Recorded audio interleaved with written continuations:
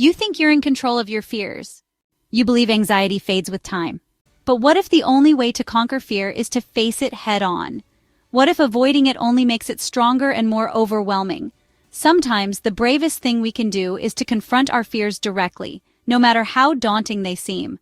Today we dive into the world of flooding, a radical high-stakes approach that can shatter fear or push someone to their limits. Let's explore the thin line between breakthrough and breakdown. Flooding sounds dramatic, right? That's because it is. In psychology, it's an extreme exposure therapy technique designed to obliterate fear by throwing you straight into the deep end. Literally, if your fear happens to be water, for instance. But fun fact, flooding also refers to what happens when nature decides to rearrange your furniture with 6 feet of stormwater. Two totally different things, yet weirdly similar. Both involve overwhelming the mind with intense emotions, both can leave lasting trauma, and in both cases, someone probably ends up crying, feeling utterly helpless. Let's start with psychological flooding. Imagine you have a crippling fear of spiders. The slow and gentle approach to therapy would start with a cartoon spider, then maybe a picture of the real thing, then a tiny spider across the room. But flooding?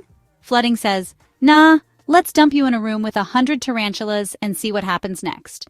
It's based on the idea that if you survive the worst-case scenario without anything bad happening, your brain stops associating that fear with danger. The panic eventually burns out, and your anxiety loses its grip. Simple, right? It's fascinating. Flooding works, but it's risky. If done wrong, it can backfire spectacularly. Instead of curing fear, it could reinforce trauma.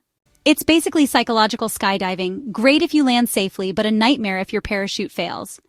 Now let's talk about the other kind of flooding, the one that doesn't come with a therapist, just an evacuation notice. When natural disasters strike, the psychological impact on individuals and communities can be truly devastating and long-lasting. Survivors often experience PTSD, severe anxiety, and an ongoing sense of doom and fear every time it rains or storms. And the worst part? Unlike therapy-based flooding, you don't get a controlled environment or a gradual recovery process. You just get thrown into chaos, and whatever coping mechanisms you have, good or bad, are all you've got. Some people find strength in community rebuilding, while others struggle with grief, loss, and a newfound phobia of puddles.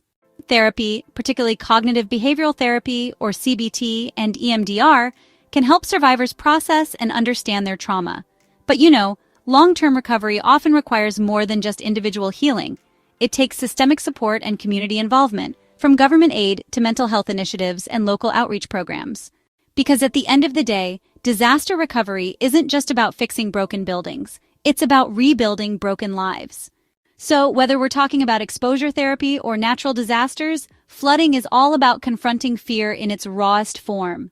Sometimes it helps, sometimes it hurts, but in both cases, survival comes down to resilience, support, and the ability to adapt. Now tell me, would you consider trying flooding therapy for your biggest fear? Or does that sound like a one-way ticket straight to a panic attack? Let's discuss it in the comments below. If you enjoyed this breakdown, subscribe for more. Take care of yourselves, take care of your loved ones, and I'll catch you soon in another video.